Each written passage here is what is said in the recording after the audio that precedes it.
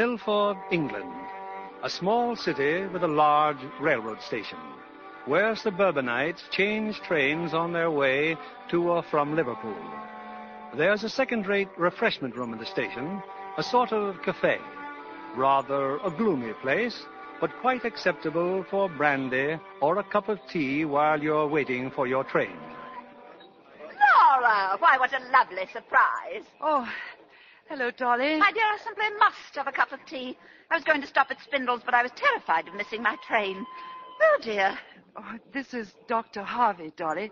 Friend of mine, Mrs. Messiter. How do you do? Oh, how do you do? Doctor, would you be a perfect dear and get me a cup of tea? I doubt if I could drag my poor old bones as far as the counter. Yes, of course. Miss, a cup of tea, please. Cup of tea with or without, please? Alec, there's your train. Yes, I know. Oh, aren't you coming with us? No, I go in the opposite direction. My practice is in Shirley. Oh, I see.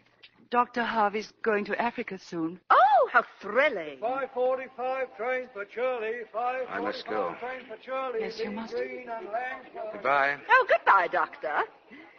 He'll have to run or he'll miss it. He's got to get over to the other platform. Yes, I know. Oh, miss, can you tell me if the Ketchworth train's in yet? Is that it coming now? That one's the boat train, miss. Doesn't stop here. Express. Oh. Yes, that doesn't stop here, does it? But what on earth's the matter? Laura, are you ill? I don't know. Oh, well, do come back and sit down, dear. You look terribly peaky. Our train's due, please. Let's just walk over to the platform. I'll be all right.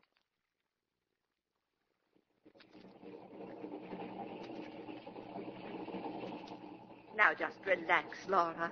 Oh, I am so glad you feel better. Oh, how silly of me. Back there in the station, I thought I was going to faint. Well, he certainly was very nice looking. Who? Why, your friend, Dr. Who's this? Known him long, Laura? I hardly know him at all, really. Well, my dear, I've always had a passion for doctors. I can very well understand how it is that women get neurotic. Of course, some of them are. If only I could trust you, Dolly. If only you were a wise, kind friend.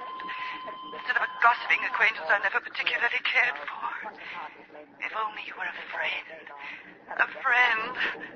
Fancy him going all the way to Africa. Is he married? Yes. Children?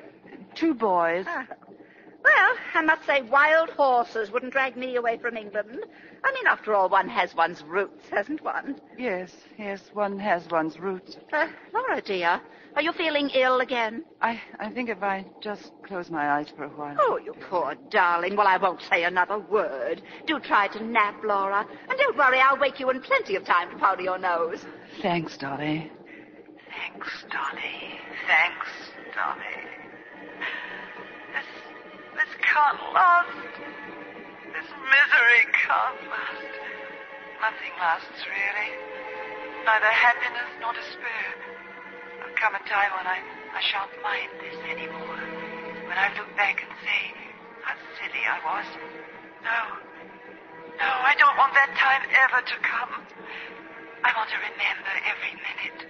Always, to the end of my days.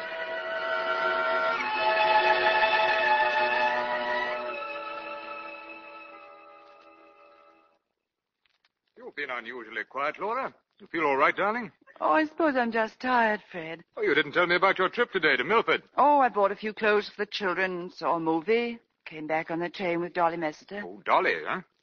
And what's the gossip in town this time? Oh, she didn't tell me. I'm sorry I was so late getting home. The children behaved, didn't they? Oh, why, Laura, what's the matter? Laura, darling. It's nothing, Fred, really. I'm just run down, I suppose. I'm behaving like a fool. Would you like to go to bed? No, Fred, really. Well, come and sit by the fire then. Relax. You can help me with the crossword puzzle. You really have the most peculiar ideas of relaxation. Well, Laura, I think I'll telephone Dr. Wiley. No, darling, you're making a fuss about nothing. Now work your puzzle out and let me sit down in peace. All right, Laura.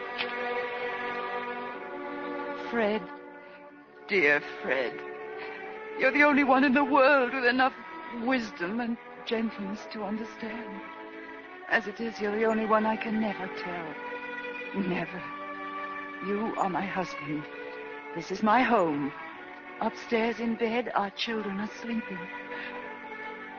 I've been so foolish, Fred. I've fallen in love. I didn't think such violent things could happen to such ordinary people.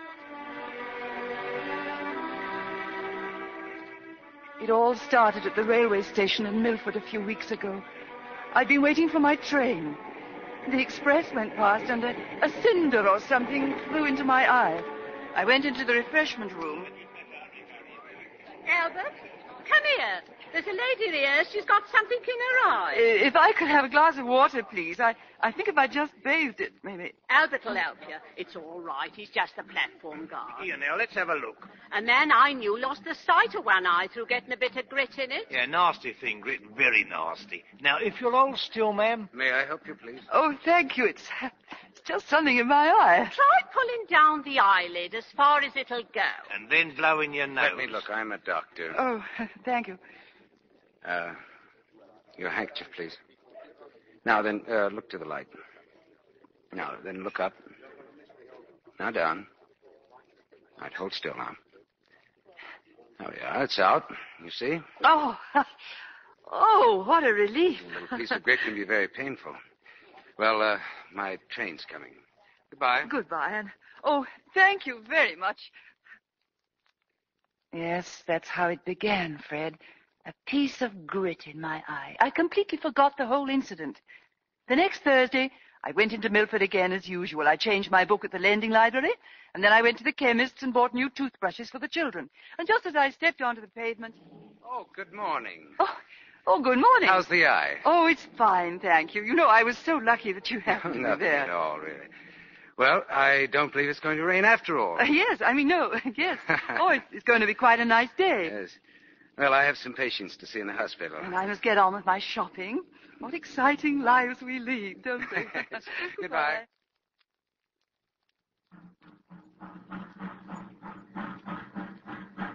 Later that afternoon, when I was back at the station, the train for Shirley was just puffing out.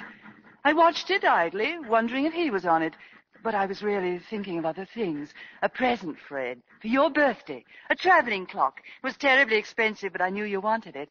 And I'd sort of half taken the plunge and left a deposit at Spink and Rodson's until next Thursday. And on the next Thursday, I went in and bought it. It was wildly extravagant, I know. But having committed the crime, I suddenly felt reckless and gay and marched straight to the Cardoma for lunch. The little restaurant was jammed.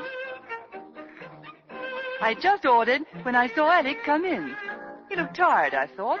There was nowhere else for him to sit, so I called to him. Are you alone? Yes, I am. Would you mind terribly if I shared your table? There doesn't seem to really be any... of course not. Sit down. Yeah, I'm afraid we haven't been introduced. My name's Alec Harvey. How do you do? Mine's Laura Jessen. Miss or Miss? Mrs. You come here every Thursday, you said? Yes. The chief physician at the hospital is a friend of mine. I take over for him. It gives him a chance to get to London and a chance to study the patients. Oh. Do you? Do I what? Come here every Thursday. Oh, yes. Yes, I do the week's shopping and I change my library book and generally go to the pictures. It's not a very exciting routine, really, but it makes a change. Are you, you're going to the picture this afternoon? Well, yes, I am. Well, how extraordinary. So am I. Oh, but I thought that... Well, between ourselves, you see, I killed 2 patients this morning, and the head nurse is extremely displeased with me. I don't dare go back. Oh, how can you be so silly? No, seriously, I have a very light day. Would you mind very much if I go with you? Well, I could sit downstairs, and you could sit upstairs. Oh, upstairs is too expensive. Oh, yes, that's right. It is, dear. Well, I'm afraid then we must sit together.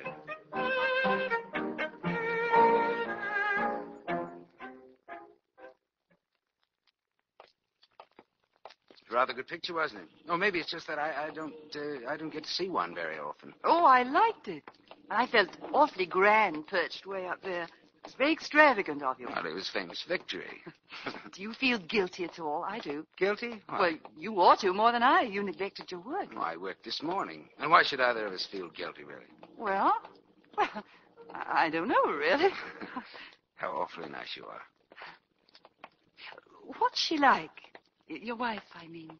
Madeline? It's small, dark, rather delicate. And your husband, what's he like?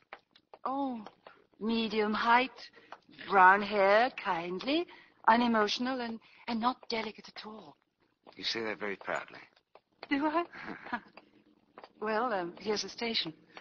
Yes, just time for a cup of tea before our trains go.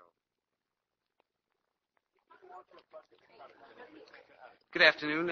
2 teas, please. Beryl, 2 teas for the gentleman. Oh, those buns, are they fresh? Certainly they are. Made this morning. Well, 2, please. That'll be 7 pence. Buns with the tea, Beryl. One of my earliest passions in life, bath buns. I've never outgrown it. Why did you become a doctor? No, well, that's a long story. Perhaps because I once imagined I was a bit of an idealist. Oh, all doctors ought to have ideals. Otherwise, their work must be unbearable.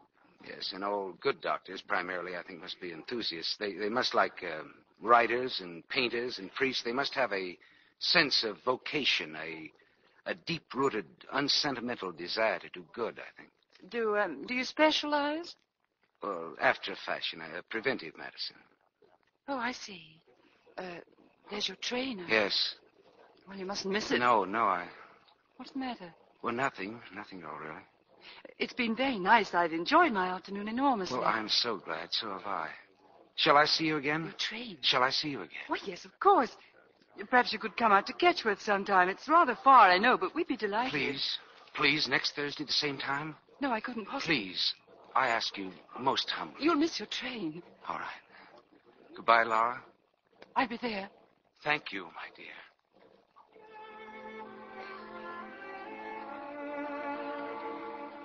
I stood there and watched till his train vanished in the darkness. Then I imagined him getting out at Churley, walking through the streets, letting himself into his house with his latchkey. His wife, Madeline. Yes, she'd be in the hall to meet him, or perhaps in her room, not feeling very well. Small, dark, rather delicate. I wondered if he'd say, I met such a nice woman at the Cardoma. We had lunch and then went to the pictures. Then, suddenly, I knew that he wouldn't mention me. I knew beyond the shadow of a doubt that he wouldn't say a word. And at that moment, the first awful feeling of danger swept over me.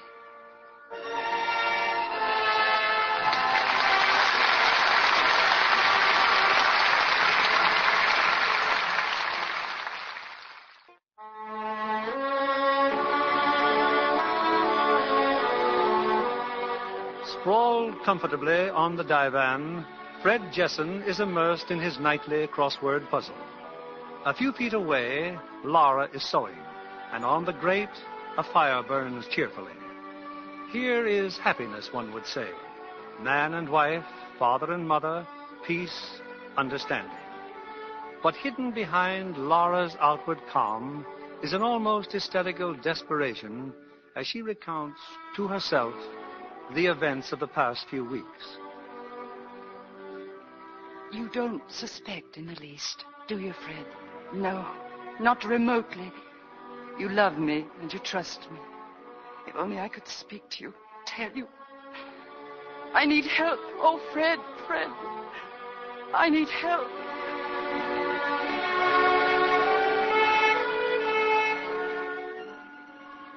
Yes, I had promised Alec, there in the station at Milford, to meet him again the following Thursday. But by the time my train reached Ketchworth, I'd made up my mind definitely to forget all about it. I'd behaved like an idiot, flirting like that with a complete stranger. But after all, no harm had been done. You were there in the hall as I opened the front door, Fred. Your face was strained and worried, and my heart sank. Hello, darling. I'm glad you're here. Fred? What's the matter? Oh, it's all right, Laura. It's nothing to get upset about. But what is it? It's Bobby. He was knocked down by a car this afternoon. Fred! No, it's not serious, dear. He's upstairs in bed. Bobby! He's got a slight concussion. Dr. Wiley's with him now. I felt so dreadful, Fred. Bobby lying there with that bandage round his head. I tried not to show it, but I was quite hysterical inside. As though the whole thing were my fault. A sort of punishment, an awful, sinister warning. An hour or two later, everything was quite normal again. Bobby was really enjoying the whole thing thoroughly. Have you seen my puzzle, Laura? Oh, never mind. Here it is. Fred? Hmm? I had lunch today with a strange man. He took me to the movies. Oh, good for you. He's awfully nice. He's a doctor. A very noble profession. I thought perhaps we might ask him to dinner some night. By all means. Who? Oh, Dr. Harvey, the one I was telling you about. Must it be dinner? Well, you're never home for lunch. Exactly. Oh, Well, what's the matter? it's nothing. It's only... Oh, Fred. Well, I really don't see what's so funny. Oh, it's all right, darling. I'm not laughing at you. I'm laughing at me. Oh, I'm the one that's funny. I'm worrying myself about things that don't even exist. I told you when you came home it was nothing serious. Bobby got bumped, that's all. There's nothing to get in a state about. I know.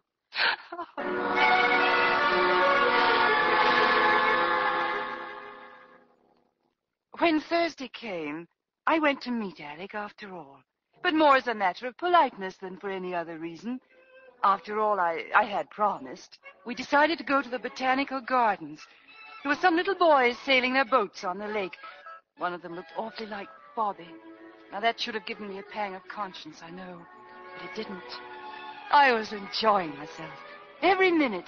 All the rowboats were covered up. It was too early in the season. But Alec managed to persuade the old man to let us have one. He thought we were raving mad, and perhaps he was right. Boating in the middle of winter. Now, why don't more people think of doing this? You don't row very well, do I'm you? going to be perfectly honest. I don't row at all. And unless you want to go round and round in very narrowing circles, you better grab that tiller and start steering. Oh, the tiller. Oh, yes.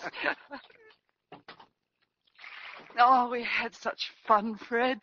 I felt gay and happy and free. That's what's so shameful about it all. That's what would hurt you so much, wouldn't it? To know that I could feel as intensely as that, away from you, with a stranger. Pull to your left. We're going straight into the bank. Your left. Pull. Oh, look at us. Oh, you know, I never could tell left from right. In case you don't know it, we're stuck in the mud. Well, it's my fault, really. I'll jump out on the bank. I'll push us off. Oh, Alec, just look at you. You're at your knees. I said mud, didn't I? Oh, Lord.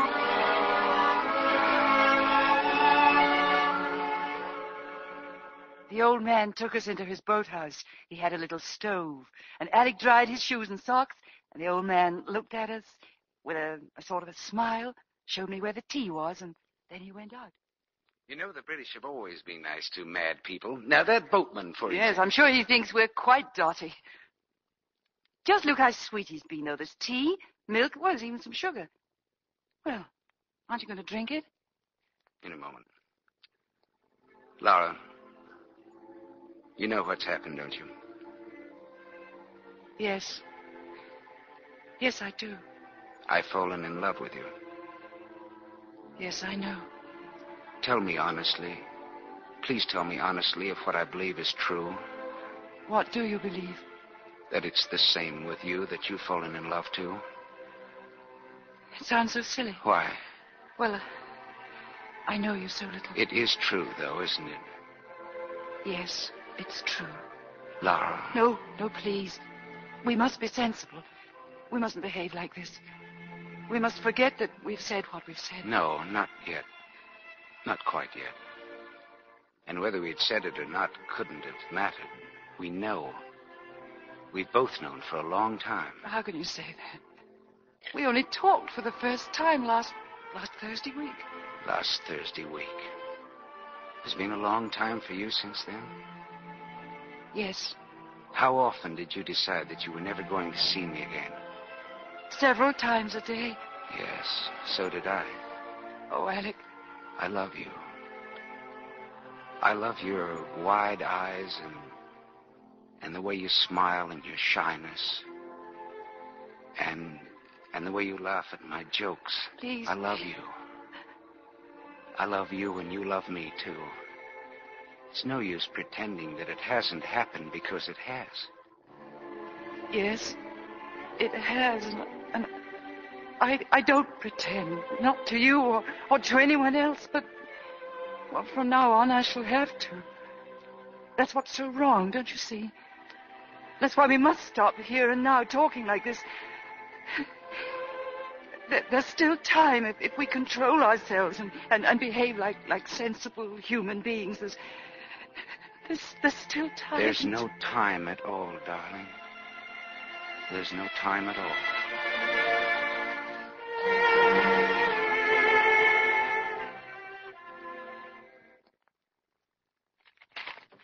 Laura? Oh, Laura? Yes. Yes, Fred. Oh, you were miles away. Was I? Yes, I suppose I was. Oh, tired of sewing? Oh, well, my puzzle's almost done. You shan't be long, darling, and then we'll go up to bed, hmm? Don't hurry, Fred. I'm perfectly happy.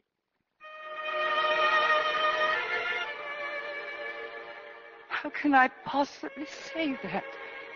Don't hurry. I'm perfectly happy. Oh, if only it were true. Not, I suppose, that anybody is ever perfectly happy, really. But just to be ordinarily contented again. To be at peace.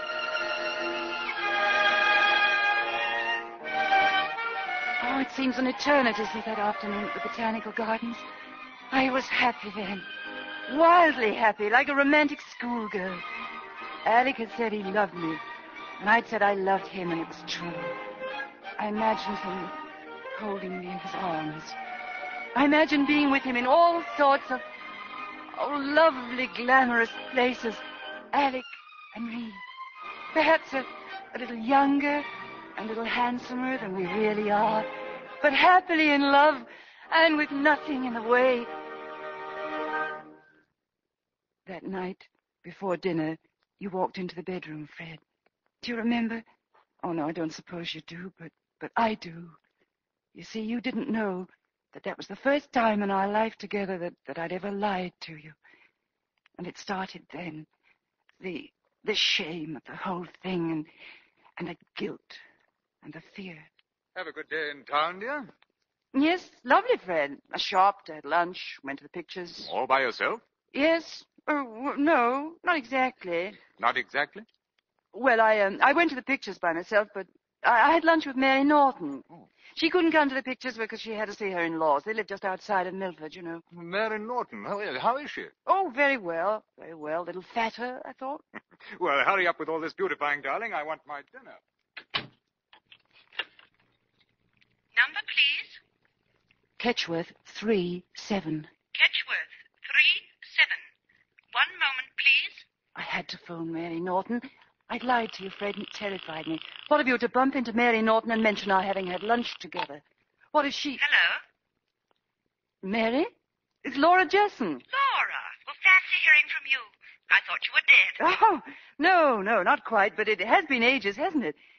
Listen, my dear, will you be a saint and back me up in a little domestic lie? Of course. What is it? Well, I went into Milford today with the special intention of buying a far too expensive present for Fred's birthday. Oh, I see. Well, Spink and Robson hadn't got what I wanted, but they rang up their branch in Broadham and said that there was one there. It's a sort of clock affair with a barometer and everything, you know.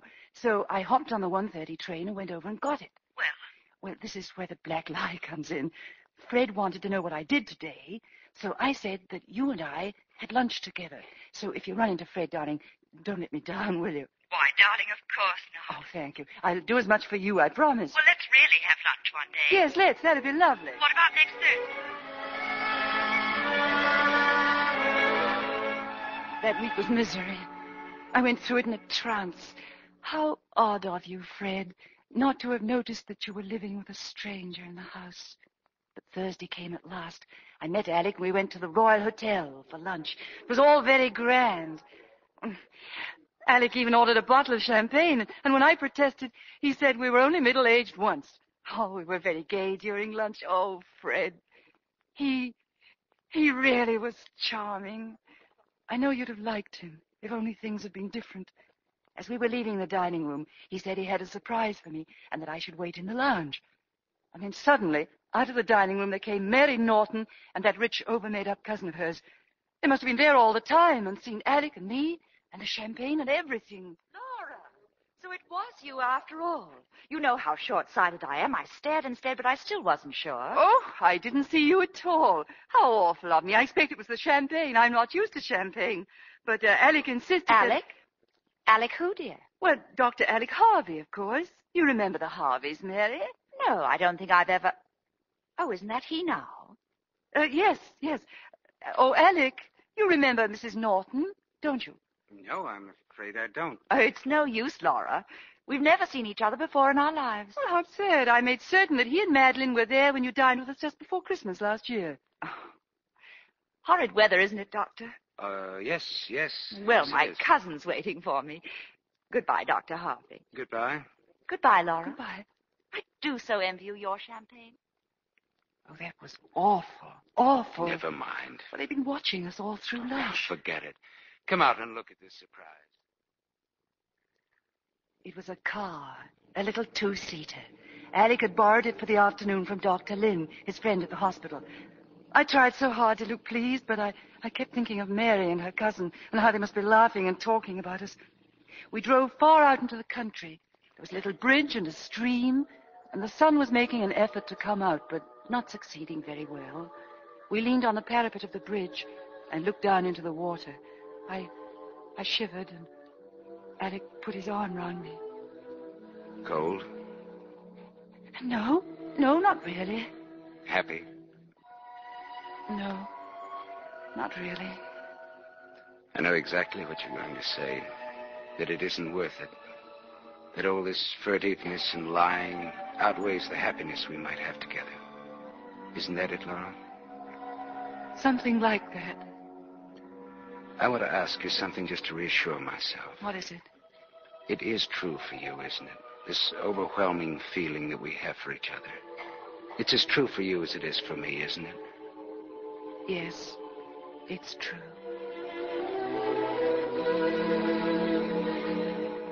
It was almost dark when we got back to Milford and drove the car into his friend's garage. I remember feeling as if I were on the edge of a precipice. Alec said he had to leave the car keys in his friend's flat. He suggested that I come up with him, and I refused, rather too vehemently. All right, darling. Laura, please, may I kiss you? Oh, Alec. I'm not going back to Shirley, Laura. I'll stay at the flat. If you want, I'm going home, Alec. Now. I really must go home. Yes, of course you must. I took a cab to the station. I was afraid that if I walked, I might change my mind and rush back to him. It seemed that the train would never get there. And then... Train for Ketchworth, now arriving on platform 2. I had no excuses now. My train was here, and I started to run toward it. I'll stay at the flat. I really must go home. I'll stay at the flat. I must go home. I must go home. I must go home.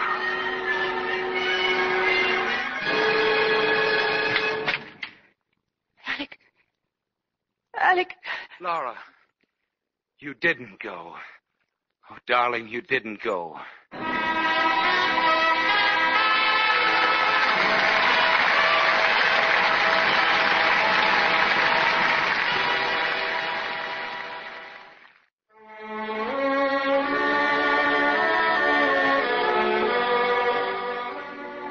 Once again, we're in the Jessens' living room.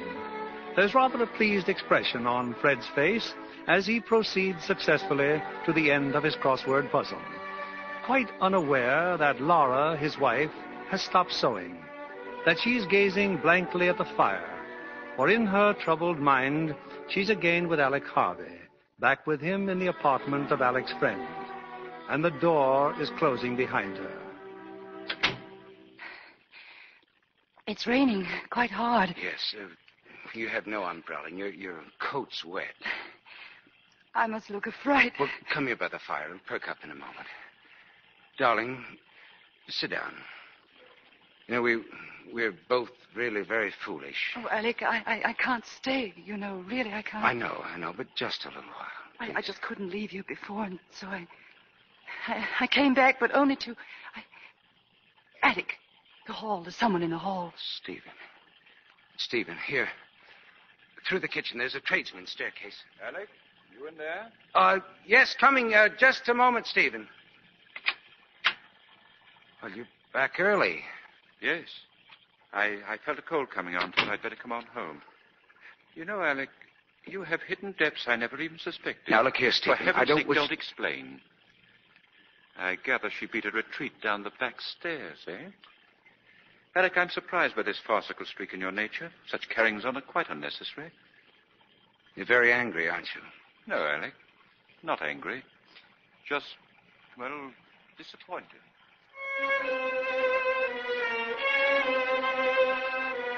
I had run from the flat to the street, and I kept running until I couldn't run any longer. So utterly humiliated. So dreadfully ashamed. And then suddenly I realized I couldn't go home, not until I'd got myself under more control and had time to think. I thought of you, Fred, and Bobby and Margaret waiting for me and the dinner being spoiled. There was a tobacconist shop across the street. I telephoned to you, remember? What is it, dear? Is something wrong? Oh, no, Fred. Only I won't be able to get home for dinner. I'm with Miss Lewis. Miss Lewis? Yes, you know, the librarian. She's in a terrible state. Her mother's been taken ill, and I promised to stay until the doctor comes. Well, that's too bad, dear. But can't you... Oh, it's just that she's always been awfully kind to me, Fred, and I feel so sorry for her. But what about dinner? Well, you and the children go ahead. Please, dear, and I'll come just as soon as I can. Goodbye, dear. All right, be careful, Laura. It's so easy to lie when you know that you're trusted implicitly. So easy, Fred. And so very degrading. I left the phone booth and started walking. Then I became terrified that I might run into Alec. He was certain to come to the station after me. So I went the other way to the War Memorial. The rain was over now, and I felt stifling hot. I sat down on a bench. I sat there for ages. Then I noticed a policeman a little way off. He was looking at me rather suspiciously. Feeling all right, miss? Oh, yes, thank you. Waiting for someone? No, I'm not waiting for anyone. Don't go and catch cold now. It's a damp night to be sitting about on seats. Yes. I was going now, anyway. I've got to catch a train. You're sure you're feeling all right? Quite, thank you. Good night. Good night, miss.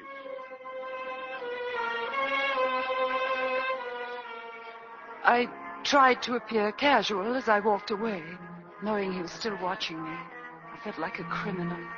I got to the station 15 minutes before the last train to Ketchworth, and I realized I'd been wandering about for over 3 hours. The waitress in the refreshment room wasn't there, just her helper. She was closing up when I entered. Sorry, ma'am, we're just closing. Yes, I know, but you're not quite closed yet, are you?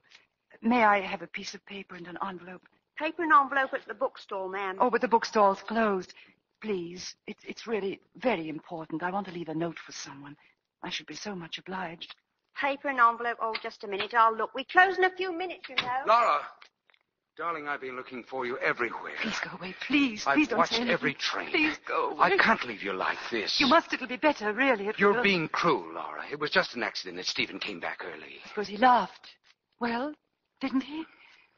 I suppose you spoke of me together as men of the world. We didn't speak of you. We spoke of some nameless creature who has no reality at all. Well, why didn't you tell him who I am? Why didn't you say we were cheap and low and cowardly? Stop it, Laura. But it's true. It's true. It's nothing of the sort. We know we love each other. That's true, and that's all that matters. It isn't all that matters. Self-respect matters. And decency. I can't go on any longer. Can you really say goodbye, Laura?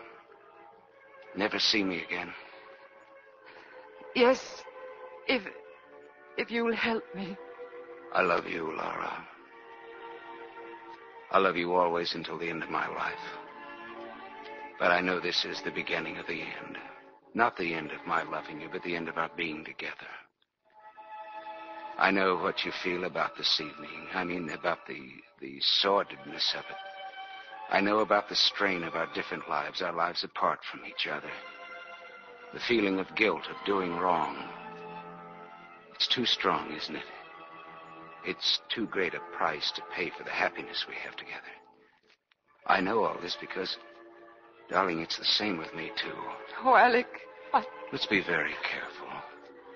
Let's prepare ourselves. A sudden break now, however brave and admirable, we can't do such violence to each other. Very well. Laura, I'm going away. Please, Alec. Please. Not quite yet. Here's your paper, miss. Oh, I won't need it now. Thank you very much. And here's for your trouble. Yes, ma'am. It's after closing time. Yes, I know. We're just going.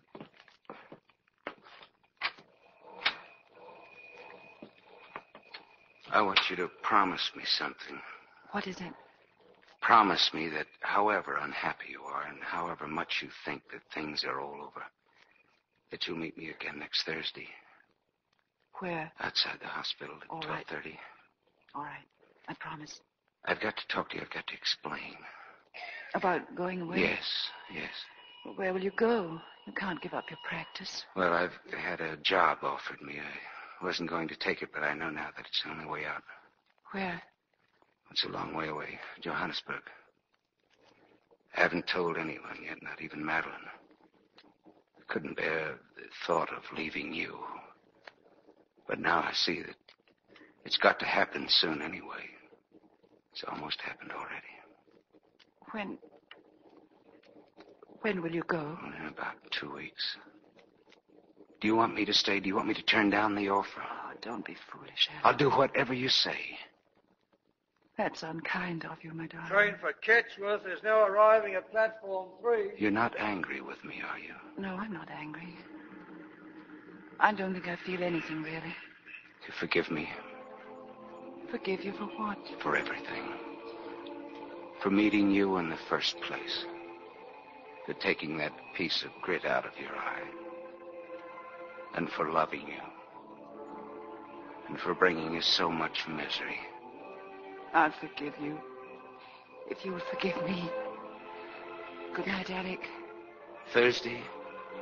You'll be there Thursday? Yes, Alec. Thursday.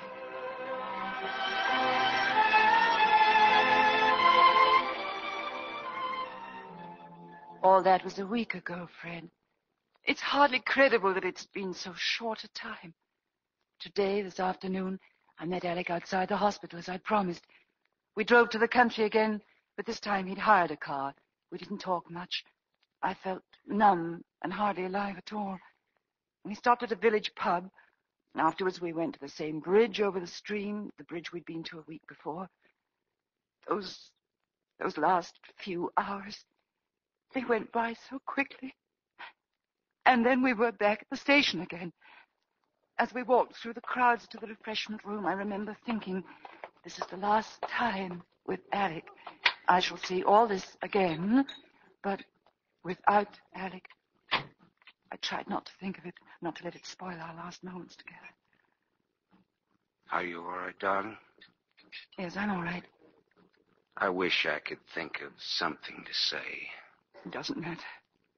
Not saying anything, I mean. I'll miss my train and wait to see you into yours. Oh, no, please don't. I'll come over with you to your platform. I'd rather. Very well. Do you think we shall ever see each other again? I don't know. Not for years, anyway. The children will be all grown up.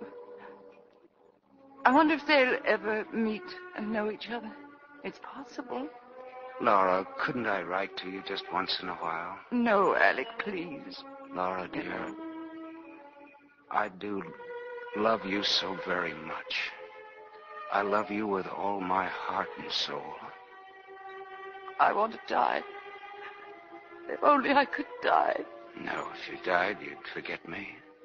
I want to be remembered. Yes, I know. I do, too. We've still got a few minutes. Laura, what a lovely surprise. Oh, hello, Dolly. Oh, my dear, I've been shopping till I'm dropping. Oh, I simply must have a cup of tea. I was going to stop at Spindle's, but I was terrified of missing the train. Oh, dear. Oh, this is Dr. Harvey. How do you do? Oh, how do you do? Doctor, would you be a perfect dear and get me a cup of tea? I really don't think I could drag my poor old bones over to the counter. Yes, of course. Miss, a cup of tea, please. Cup of tea with or without? Laura, It was cruel of fate to be against us right up to our last minute. Dolly Messiter, poor, well-meaning, irritating Dolly Messiter, crashing into these last few precious minutes we had together. She chatted and fussed, but I didn't hear what she said. I felt dazed and bewildered. Oh, dear, no sugar. It's in the spoon. Oh, of course. Alec behaved so beautifully with such perfect calm. No one could have guessed what he was really feeling. And then... Train for Shirley on platform 1. Shirley train on platform 1. Shirley Lee Green and Langford train. There's your train. Yes, I know. Oh, aren't you coming with us? No, I go in the opposite direction. My practice is in Shirley. Oh, I see. I'm a general practitioner at the moment.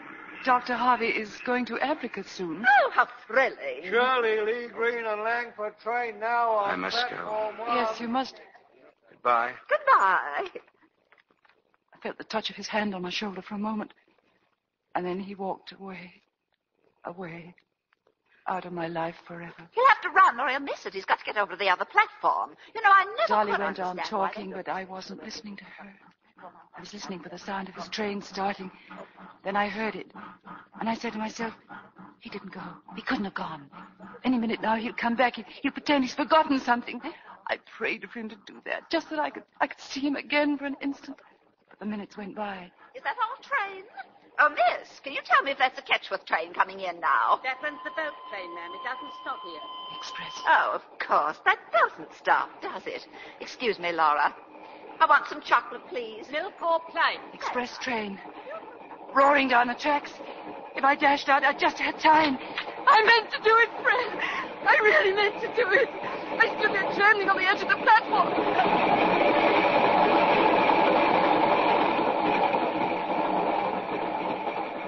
But I couldn't. I wasn't brave enough. I should like to be able to say that it was the thought of you and the children that prevented me, but it wasn't. I had no thoughts at all. Only an overwhelming desire not to feel anything ever again. Not to be unhappy anymore. I turned and went back to the refreshment room. That's when I nearly fainted, I think. That's when Dolly...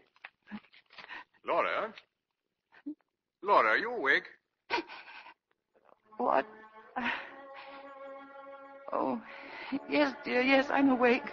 Why, Laura, darling, what's the matter? You're crying. Well, I must have been dreaming. Whatever your dream was, it wasn't a very happy one, was it? No. Is there anything I can do to help? Yes, Fred. You always help. I've been watching you. Your eyes were closed.